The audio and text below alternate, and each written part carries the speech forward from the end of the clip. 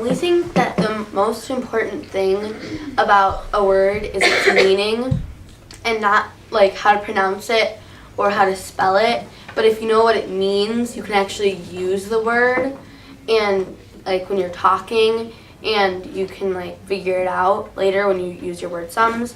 And we think that syllables don't help you find that meaning because in like abnormality, if you were splitting it up into syllables, there would be the like known base MAL, which means like bad, and you would think that abnormality had something to do with bad when it really has nothing to do with bad.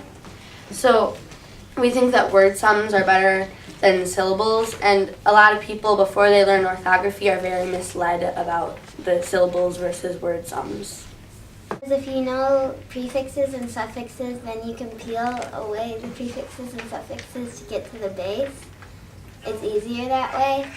And you need to know about bound bases and free bases because before we started orthography, we always thought that there were free bases, and you can, some of those free bases that we thought were there, you can split them up into more word sums, and you get a bound base. I used to like think that segregate would be a base, but it turns out that there was an extra prefix and an extra suffix on the end of segregate. And then another thing you really need to know is Latin roots and Latin suffixes, because when you look at the Latin word that your base came from, a lot of times you can, if you know like a Latin suffix, you can peel off that Latin suffix and you'll have that base, the actual base, because usually like the Latin base, like the Latin roots that the bases come from are pretty close to the actual base, so they still are. For matrices, it's good to know how to make them so you can like see the prefixes that come before the base and see the suffixes that come after the base. It's easier, I think it's really easy to see it when you put it in a matrix.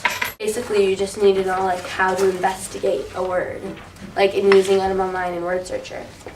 And also, it's good to know about like how to look at the history of a word, because before I learned about orthography, I had like no idea that words like had histories. I just thought, words don't make any sense. You just have to write them like this is, and I would just like blindly remember each word. And I always used to think that there was like the suffix tion, so I would be like QUESTION.